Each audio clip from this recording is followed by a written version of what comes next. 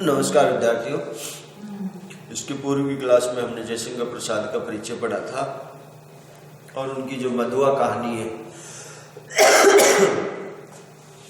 मधुआ, इस कहानी का परिचय प्राप्त किया था। मधुआ कहानी दो विपरीत मानसिकताओं की कहानी है। इसमें एक जो है जमींदारी प्रथा की मानसिकता है और एक सामान्य व्यक्ति की मानसिकता है। और सामान्य व्यक्ति की मानसिकता में जयसिंह प्रसाद ने इस कहानी में ये दिखाया है कि कैसे एक जो शराबी है वो शराबी भी सामान्य जीवन जीता है और उसके अंदर भी संवेदनाएं हैं और वो एक छोटे बालक की भूख को शांत करने के लिए कैसे वो काम करने लग जाता है। यानी उस शराबी के मन में उस छोटे बच्चे के प्रति संवेदनाएं जागृत होती हैं और वो शराब पीना वगैरह छोड़ देता है और काम धंधा करने लग जाता है। तो इसमें दो विपरीत मानसिकताओं की जो मानसिकता है उसका चित्रण इस मधुआ कहानी में जयसिंह प्रसाद ने किया है। मधुआ इस कहानी का मुख्य पात्र है। संपूर्ण कहानी इसी पात्र के इर्द गिर्द घूमती फिरती रहती है। आज 7 दिन हो गए, पीने को कौन कहे, छुआ तक नहीं, आज 7वां दिन है सरकार। मधुआ जो है वो जमींदार के यहाँ जाता है और जमींदार के यहाँ जाकर के वो कहता है कि आज 7 दिन हो गए, पीने को कौन कहे, छुआ तक नहीं, आज 7वां दिन है सरकार। तुम झूठे हो, अभी तो तुम्हारे कपड़े से महक आ रही है। जमींदार मधुआ को कहता है कि तुम झूठे हो, तुम्हारे कपड़ों से अभी भी जो है शराब की महक आ रही है। वह तो कई दिन हुए, 7 दिन से ऊपर, कई दिन हुए, अंधेरे में बोतल उड़ने लगा, कपड़े पर गिर जाने से नशा भी नहीं आया और आपको कहने को क्या कहूँ। सच मानिए 7 दिन, ठीक 7 दिन से एक बूंद भी नहीं पी। डैश। तो यहाँ मधुआ और जमींदार है, उन दोनों के वार्तालाप चल रहा है और कहानी का प्रारंभ जो है होता है और संवाद के माध्यम से जयसिंह प्रसाद जो है कथा को आगे बढ़ाते हैं। ठाकुर सरदार सिंह हंसने लगे। लखनऊ में लड़का पढ़ता था, ठाकुर साहब भी कभी वहीं आ जाते। उनको कहानी सुनने का चस्का था। खोजने पर यही शराबी मिला। वह रात को, दोपहर में, कभी कभी सवेरे भी आ जाता था। शराबी जो है पीने का जो समय है कभी कभी जो है सवेरे भी आ जाता था। अक्सर वो शराबी रात को और कभी दोपहर में अपनी लच्छेदार कहानी सुनाकर ठाकुर का मनोविनोद करता। ठाकुर ने हंसते हुए कहा, तो आज पिएंगे ना। मधुआ को कहता है, तो आज पिएंगे ना। झूठ कैसे कहूँ, आज तो जितना मिलेगा सबकी पीऊंगा। 7 दिन चने चबने बिताए हैं, किस लिए। 7 दिन चने चबाए किस लिए, तो आज तो जितना मिलेगा सबकी मैं पीऊंगा। अद्भुत 7 दिन पेट काट कर आज अच्छा भोजन न करके तुम्हें पीने की सूझी है। यह भी सरकार मौज भार की एक घड़ी एक लंबे दुखपूर्ण जीवन से अच्छी है। देखेगा यहाँ पे जयसिंह प्रसाद ने इस पंक्ति में बहुत बड़ी बात कह दी कि मौज बहार का एक दिन भी जो है वो लंबी कष्टदायी जो जीवन है उससे अच्छा है। दुखदायी जो जीवन है उससे अच्छा है। एक दिन आप हंसी खुशी से मस्त करके अपना जीवन जीते हैं तो वो बहुत ज़्यादा लंबी उम्र जीने से कहीं बेहतर है। आपने देखा चंद्रधर शर्मा गुलेरी भी जो है अपने कुछ ही 40 साल के उम्र के आसपास ही जो है उनका देहावसान हो जाता है। जयसिंह प्रसाद का भी जो है देवासान हो जाता है, मुंशी प्रेमचंद का भी जो है बहुत लंबी उम्र ये नहीं जी पाते हैं, लेकिन इन्होंने कम जिया और कम जी करके कम समय में उम्र रही इनकी, और उस कम उम्र में ही ये जो है हिंदी साहित्य में इतने स्रोत कष्ट साहित्यकार बन गए कि आज हम उनको पढ़ रहे हैं, उनके विचारों को पढ़ रहे हैं, उनके जीवन चरित्र को पढ़ रहे हैं, उनकी कहानियों को हम पढ़ रहे हैं। और ये कहानियां आज भी हमारी युवा पीढ़ी के लिए कहीं आवश्यक है। अगर ये आवश्यक नहीं होती तो आज हम इसको हमारे पाठ्यक्रम में नहीं पढ़ रहे होते। और पढ़ने लिखने का मित्रों जो उद्देश्य है वो है जीवन को संवारना। मैंने आपको पहले भी अपनी क्लास में बताया है कि साहित्य जो है उसका मूल उद्देश्य होता है मनुष्य की मनोवृत्तियों को ठीक करना या समाज सुधार करना। यानी साहित्य मनुष्य के कल्याण के लिए होता है। उसमें उदात्त जो है अच्छे विचार, उदात्त माने अच्छे विचारों को संचारित करता है। तो जयसिंह प्रसाद यहाँ पे कह रहे हैं एक पंक्ति के माध्यम से कि मौज भार की जिंदगी एक दिन की भी अच्छी है लंबी उम्र से। सरकार मौज भार की एक घड़ी एक लंबे दुखपूर्ण जीवन से अच्छी है, उसकी खुमारी भी 2 दिन काट लिए जा सकते हैं। अच्छा, आज दिन भर तुमने क्या क्या किया? मैंने अच्छा सुनिए। सवेरे कोहरा पड़ता था, मेरे धुएं से कंबल सा वह भी सूर्य के चारों ओर लिपटा था। हमें दोनों मुंह छिपाए पड़े थे। ठाकुर साहब ने हंसकर कहा, अच्छा तो इस मुंह छिपाने का कोई कारण? 7 दिन से एक बूंद भी गले में न उतरी थी, भला मैं कैसे मुंह दिखा सकता था? और जब 12 बजे धूप निकली तो फिर लाचारी थी। उठा, हाथ मुंह धोने में जो दुख हुआ सरकार वह क्या कहने की बात है। पास में पैसे बचे थे चने चबाने में, दाल भात भाग रहे थे, दांत भाग रहे थे, कटकटी लग रही थी।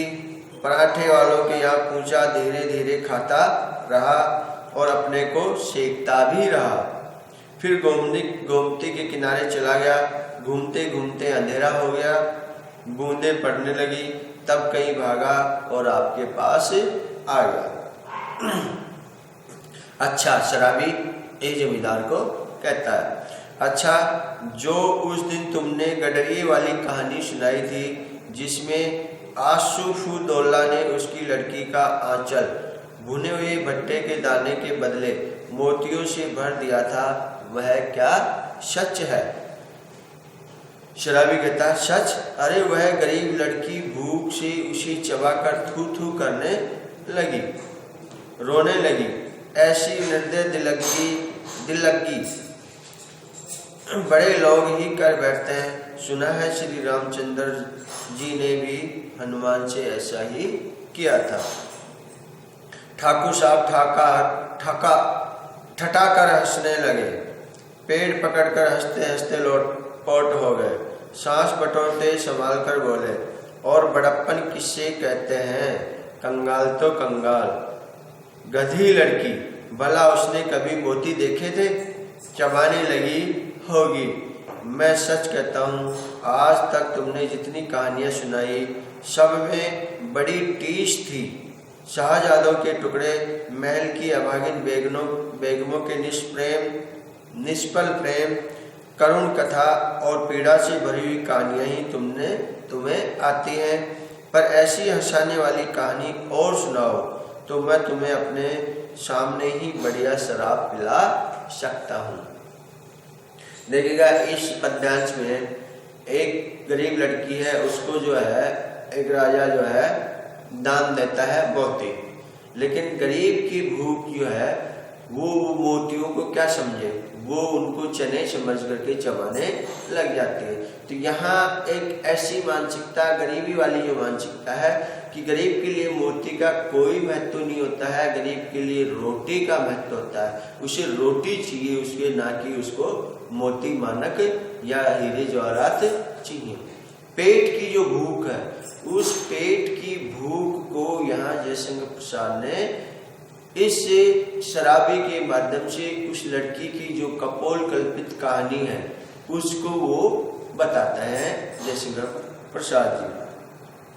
सरकार बूढ़ी से सुने हुए नवाबों के सीने से दिल, सरकार बूढ़ी से सुने हुए नवाबी के सोने से दिल, अमीरों की रंग रेलियां, दुखड़े की दर्द भरी आहें, रंग महलों में गुलगुलाकर मरने वाली वेगवें अपने आप सिर में चढ़ चक्कर काटती रहती हैं। मैं उनकी पीड़ा से रोने लगता हूँ। अमीर कंगाल हो जाते हैं, बड़ों बड़ों के घमंड चूर होकर धूल में मिल जाते हैं, तब भी दुनिया बड़ी पागल है। मैं उसके पागलपन को भूलने के लिए शराब पीने लगता हूँ। सरकार नहीं तो बुरी बला कौन अपने गले लगाता है। देखिए यहाँ शराबी को भी इस चीज का ज्ञान है कि शराब पीना जो है एक गलत आदत है और रोज रोज जो है नशे में ही पड़े रहना और जीवन न जीना। ये शराबी के भी अंतर मन को या उसकी जो अंतर मन की जो संवेदनाएं हैं उनको ये चीज पता है और उसके हृदय में कहीं ना कहीं ये टीस है कि ये बुरी आदत है। लेकिन यहाँ पैराग्राफ में इस गद्यांश में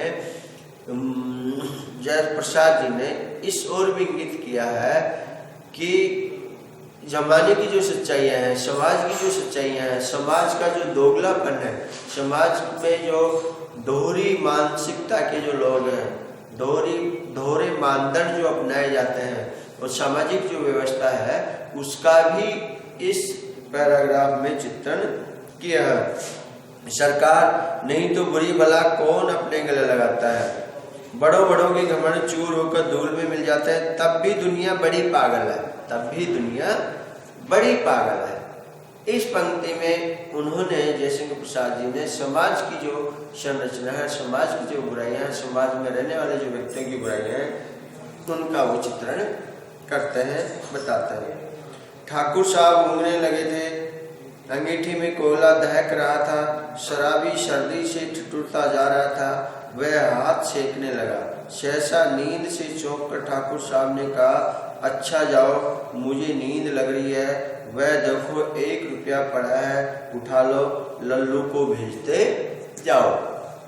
यानी शराबी जो है जमींदार साहब को झूठी कपोल कल्पित बातें सुना करके उनका मनोरंजन करता है और इसी दौरान जो है जमींदार साहब को नींद आने लगती है और उस शराबी को 1 रुपए के लिए कहते हैं कि 1 रुपया वहाँ पे पड़ा है, वो ले लो और मेरे नौकर को जो है लल्लू को भेजते जाओ। शराबी रुपया उठाकर धीरे से खिसका। लल्लू ठाकुर साहब का जमादार था। उसे खोजते हुए जब तक वह फाटक पर ही बगल वाली कोठरी के पास पहुंचा तो उसे सुकुमार कंठ से सिसकने का शब्द सुनाई पड़ा। वह खड़ा होकर सुनने लगा कि जमादार या लल्लू क्यों रो रहा है। यानी शराबी को जमींदार के घर में उस लल्लू के सिसकने की आवाज़, रोने की आवाज़। देखिए रोना और सिसकना, सिसकने में आहा होती है, सिसकने में गहरा दुख होता है। तो ये जो है गहरे दुख की जो बात है, जयशंकर प्रसाद यहाँ सिसकना शब्द का प्रयोग किया है। तो सुअर रोता क्यों है? कुंवर साहब ने तो 2 ही लात ने लगाई है, कुछ गोली तो नहीं मार दी। कर्कश स्वर में लल्लू बोल रहा था, किंतु उत्तर में शिक्षकियों साथ एकाध ही हिचकी सुनाई पड़ जाती थी।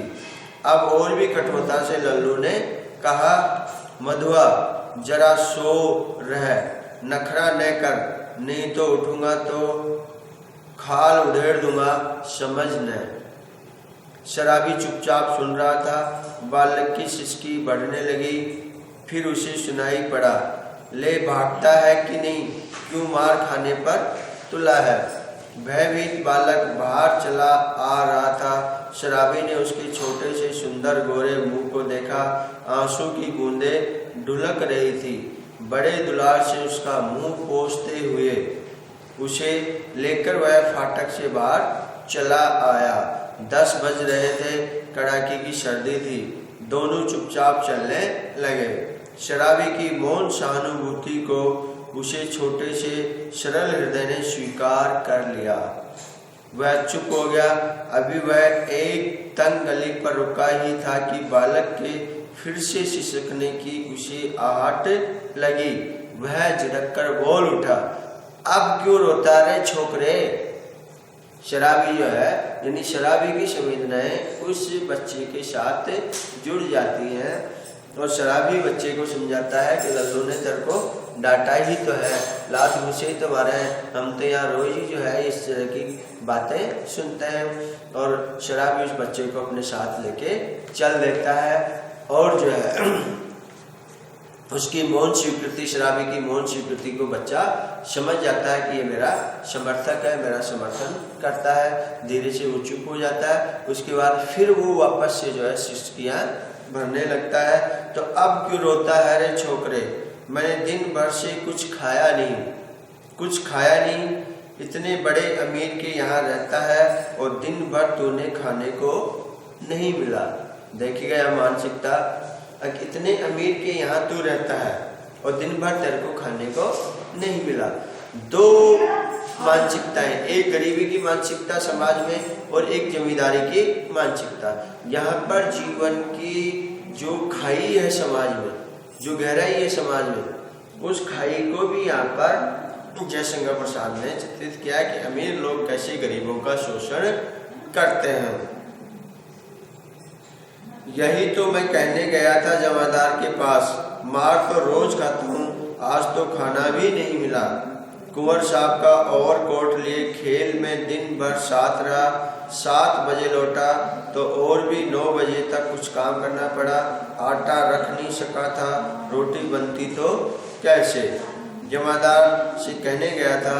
भूख की बात कहते कहते बालक के ऊपर उसकी दीनता और भूख ने एक साथ ही जैसे आक्रमण कर दिया। वह फिर हिचकियाँ लेने लगा। चलो मित्रों, कल हम इसका और अध्ययन करते हैं, आगे कहानी का पार्ट 2। थैंक यू, धन्यवाद।